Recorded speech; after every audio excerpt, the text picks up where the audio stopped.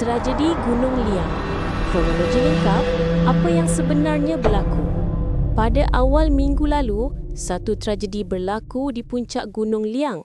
Seorang pendaki ditemui meninggal dunia selepas ekspedisi. Dalam video ini, kita akan kupas kronologi lengkap kejadian, keputusan bedah siasat dan tindakan pihak berkuasa. Kami Aku Studio, mari kita imbas bersama. Video ini memuatkan maklumat dari laporan akhbar rasmi dan kenyataan polis. Pautan sumber diletakkan dalam kotak penerangan. Segmen 1. Pengenalan tentang Gunung Liang. Gunung Liang terletak berhampiran Tanjung Malim menghubungkan sempadan Perak dan Pahang. Laluan ini diketahui sebagai trek panjang dengan kawasan berlumut dan suhu menarik turun pada ketinggian puncak. Jadi cuaca dan persediaan penting. Segmen 2, siapa yang terlibat dan permulaan ekspedisi.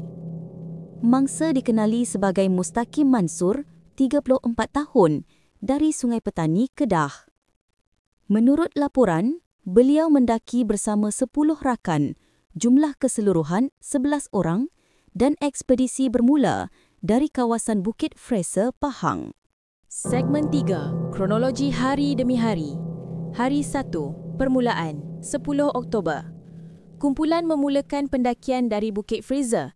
Laluan yang diambil merentas sempadan negeri. Yang penting, permit yang dimiliki hanya untuk laluan Bukit Fraser, menurut pihak berkuasa. Hari 2. Di laluan, masalah pertama dilaporkan. Semasa pendakian, beberapa anggota dilaporkan mengalami masalah fizikal. Satu sumber menyebut mangsa mengalami kecederaan pada kaki dan menunjukkan tanda-tanda kelemahan. Beberapa rakan turun lebih awal untuk mendapatkan bantuan atau bergerak dahulu. Hari kehilangan. Mangsa tidak muncul dan SER dimulakan. Apabila kumpulan turun dari puncak, Mustaqim tidak kelihatan bersama mereka. Laporan menyebut dia tidak muncul di tempat kumpulan berkumpul. Ini menyebabkan rakan-rakan membuat laporan hilang dan memulakan carian. Penemuan mayat, waktu dan keadaan ditemui. Mayat Mustaqim ditemui di puncak Gunung Liang Barat.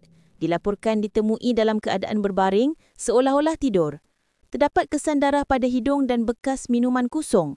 Anggota penyelamat pertama yang tiba melaporkan barang-barang peribadi mangsa seperti dompet, telefon, sleeping bag dan makanan tidak disentuh, hanya bekas air yang kosong.